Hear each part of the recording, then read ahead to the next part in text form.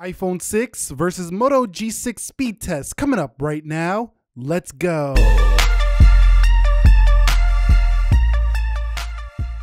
So what is up, guys? Nick here, helping you to master your technology, and welcome to the iPhone 6 versus the Moto G6 Speed Test. Let's go ahead and begin with a boot up test in 3, 2, 1 and see which one can get there first. So you can see that Motorola sign really quickly here. Now the reason this video comes is because we did the SE versus the Moto G6, and many people requested, I want to see the iPhone 6 versus that phone. This is running iOS 12, the beta, but don't worry because the beta is actually a little bit faster than iOS 11.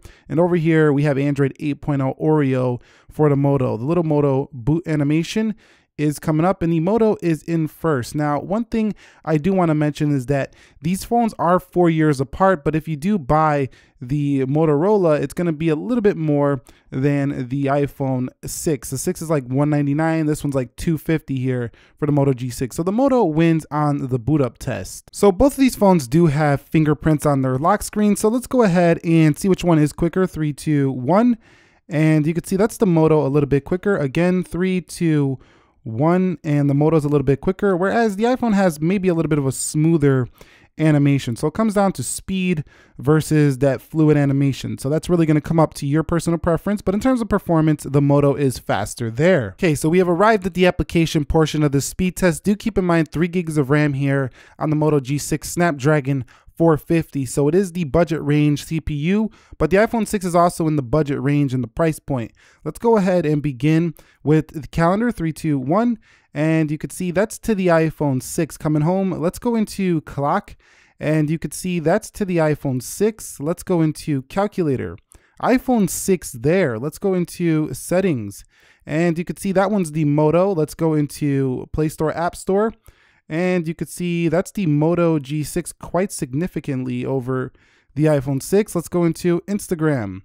And you could see Instagram is first on the right. And you can go into your menus already. And here on the iPhone 6 on the left. So the Moto doing pretty good against the 6. Didn't do so well against the SE. Let's go into Snapchat. And you can see Snapchat is ahead for the Moto G6. Let's go into WhatsApp. And you can see WhatsApp is first on the right over the iPhone 6. Let's go into YouTube, and YouTube is first on the right once again. Maybe, no, that might have been the iPhone 6 on the full load first. Let's go ahead and just go over here to the trending tab, and you could see iPhone 6. So once in the app, the iPhone 6 performs rather well. So does the G6, but that was to the iPhone 6 on the low. Let's go into Netflix. 3, 2, 1, and you could see Netflix is open first on, looks like, the Moto G6, and then on the iPhone 6. Let's go into Amazon and see which one can start shopping first. I think it's going to be the Moto G6 here on this one, and we're still waiting on the iPhone 6. Let's go into eBay.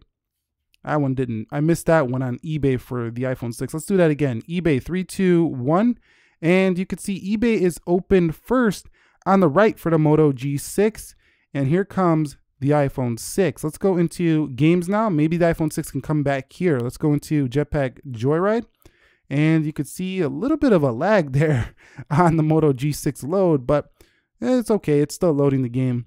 Let's see which one gets there first.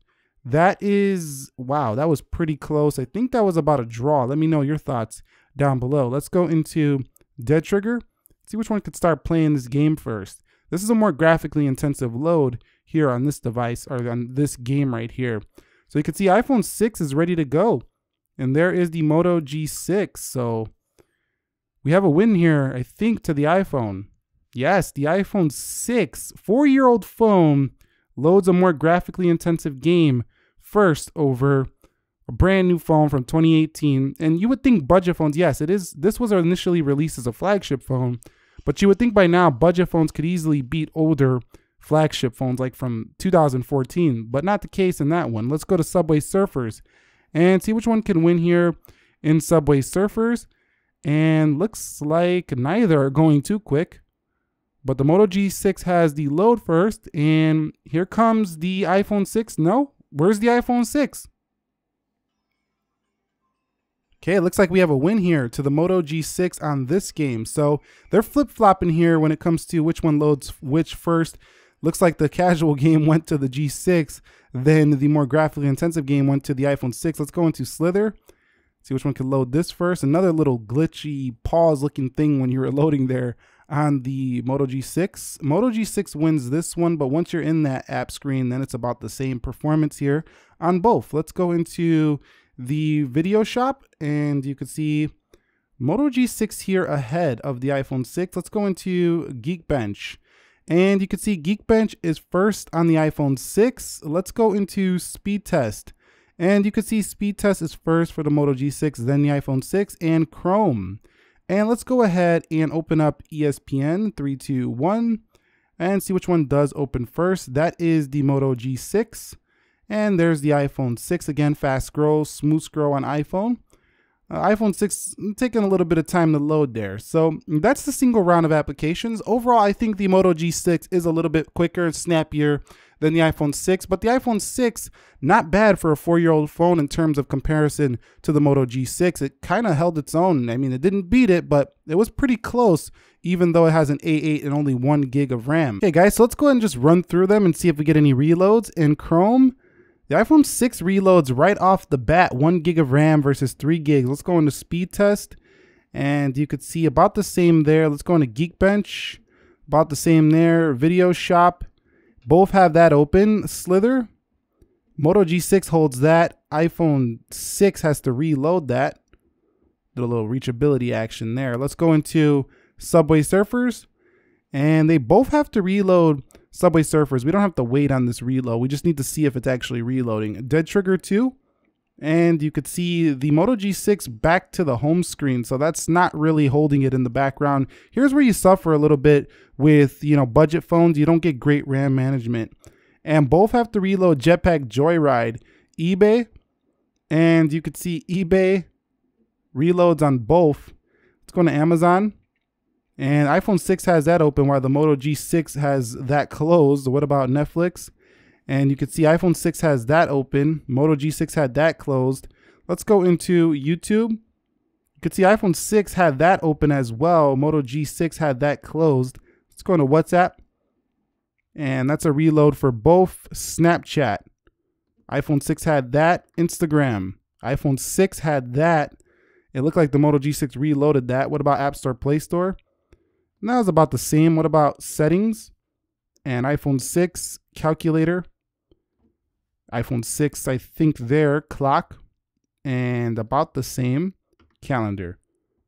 So iPhone 6 there. So not too much of a difference. Both are pretty terrible when it comes to this RAM management. But the iPhone 6 had a few of the single, social media apps, had a few of these open, where I feel like the Moto G6 reloaded more, but the iPhone 6 reloaded right off the bat. So neither one of these are great in the RAM management department, but it's a little bit disappointing. 3 gigs of RAM, had that many applications closed. That just goes to show that Android needs at least 4 to 6 gigs just to keep apps open in the background. Okay, so the final scores are in. Pretty interesting results. The iPhone 6 beats the Moto G6 handily in the single core scores. 1866 on the multi-core, 3327 for the G6, and that kind of is what it seemed like it was performing like in our speed test. And the iPhone 6 was keeping up, probably due to its higher, single core score. But the Moto G6 gets a higher multi-core, so it's kind of half and half. They're split there. And one last test before we end this video: the camera. So opening up the cameras, you can see looks like the iPhone 6 is a little faster to open that camera up. Again, 3, 2, 1.